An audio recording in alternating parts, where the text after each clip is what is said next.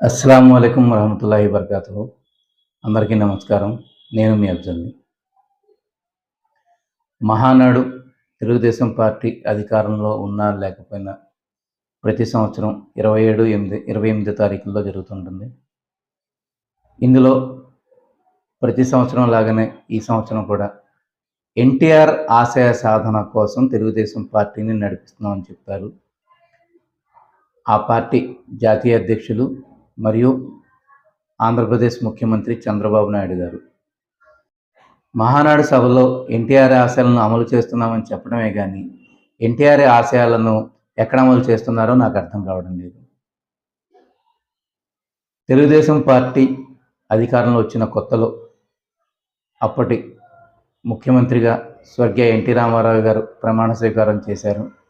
వెంటనే నా పార్టీలో అందరూ చదువుకునే విద్యావంతులు మంత్రులుగా ఎమ్మెల్యేలుగా ఉన్నారు కాబట్టి ఎమ్మెల్సీలతో పని లేదని చెప్పేసి ఆనాడు ఎన్టీ రామారావు గారు ఎమ్మెల్సీ వ్యవస్థను రద్దు చేసిన మహానుభావుడు.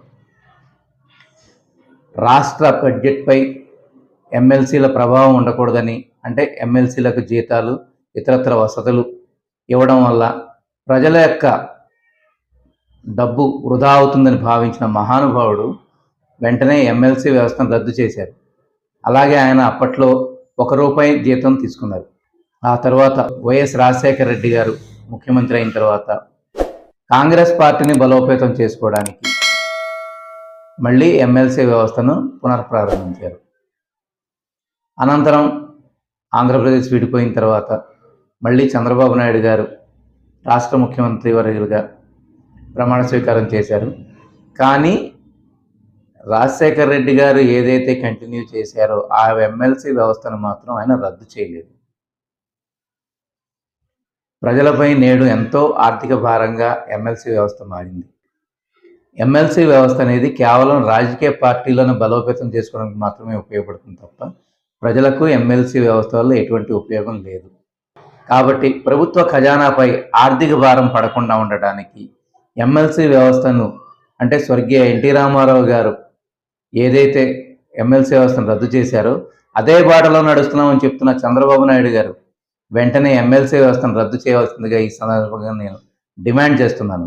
ఆంధ్రప్రదేశ్ ప్రస్తుతం కొత్తగా ఏర్పడుతున్న రాష్ట్రం కాబట్టి ఈ రాష్ట్రంలో ఎంతో అప్పులు అవుతున్నాయి. అదేవిధంగా రాష్ట్ర రాజధాని నిర్మాణానికి ఎంతో ఖర్చు అవుతుంది కాబట్టి ఎమ్మెల్సీ వ్యవస్థను వెంటనే రద్దు చేయాలని చెప్పేసి నేను డిమాండ్ చేస్తున్నాను. అదేవిధంగా తెలుగుదేశం పార్టీ పటిష్టం చేసుకోవడం కోసం మైనార్టీ కార్పొరేషన్ చైర్మన్లను 3 విభాగాలుగా విభజించారు.